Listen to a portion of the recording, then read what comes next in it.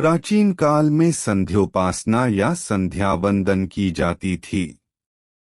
आगे चलकर यह पूजा, आरती और तरह तरह की पूजा विधियों में बदल गई। अब मोटे तौर पर कह सकते हैं कि संध्योपासना के 5 प्रकार हैं। 1. प्रार्थना। 2. ध्यान साधना। 3. भजन कीर्तन। 4. यज्ञ और 5. पूजा आरती। आओ जानते हैं कि किसी भी देव की पूजा किस प्रकार की जाती है। जानिए पूजा विधि। कैसे करें पूजा। 1. पूजन में शुद्धता व सात्विकता का विशेष महत्व है। इस दिन प्रातः काल स्नान ध्यान से निवृत्त हो भगवान का स्मरण करते हुए भक्त व्रत एवं उपवास का पालन करते हुए भगवान का भजन व पूजन करते हैं। 2. नित्य कर्म से निवृत्त होने के बाद अपने इष्ट देव या जिसका भी पूजन कर रहे हैं उन देव या भगवान की मूर्ति या चित्र को लाल या पीला कपड़ा बिछाकर लकड़ी के पाट पर रखें। मूर्ति को स्नान कराएं और यदि चित्र है तो उसे अच्छे से साफ करें। 3. पूजन में देवताओं के सामने धूप दीप अवश्य जलाना चाहिए।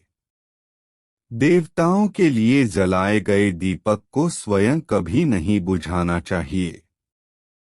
4. फिर देवताओं के मस्तक पर हल्दी कुंकू चंदन और चावल लगाएं। फिर उन्हें हार और फूल चढ़ाएं।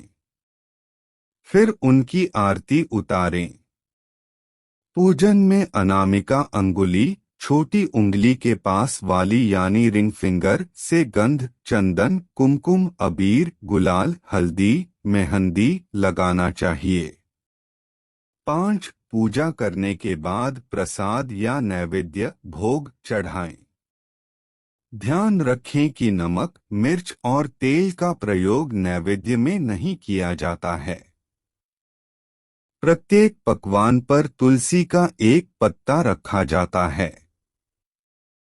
6. अंत में आरती करें। जिस भी देवी या देवता के तीज त्योहार पर या नित्य उनकी पूजा की जा रही है तो अंत में उनकी आरती करके नैवेद्य चढ़ाकर पूजा का समापन किया जाता है। 7. घर में या मंदिर में जब भी कोई विशेष पूजा करें तो अपने इष्ट देव के साथ ही स्वस्तिक कलश नवग्रह देवता पंच लोकपाल षोडश मातृका सप्त मातृका का पूजन भी किया जाता। लेकिन विस्तृत पूजा तो पंडित ही करता है अतः आप ऑनलाइन भी किसी पंडित की मदद से विशेष पूजा कर सकते हैं। विशेष पूजन पंडित की मदद से ही करवाने चाहिए ताकि पूजा विधिवत हो सके। घर में पूजा करने के नियम। 1. घर के ईशान कोण में ही पूजा करें। पूजा के समय हमारा मुंह ईशान पूर्व या उत्तर में होना चाहिए। 2. पूजा का उचित मुहूर्त देखें या दोपहर 12 से शाम 4 रात्रि 12 से प्रातः 3 बजे के बीच का समय छोड़कर पूजा करें। 3. पूजन के समय पंचदेव की स्थापना जरूर करें। सूर्यदेव श्री गणेश दुर्गा शिव और विष्णु को पंचदेव कहा गया है। पूजा के समय सभी एकत्रित होकर पूजा करें। पूजा के दौरान किसी भी प्रकार शोर न करें। घर में पूजा हेतु क्या क्या होना चाहिए। गृहे लिंगद्वय नाच्य गणेश तृतीय तथा शंखद्वय तथा सूर्यो नार्चो शक्तित्रय तथा द्वे चक्रे द्वारकायास्तु शालग्राम शिलाद्वयम्।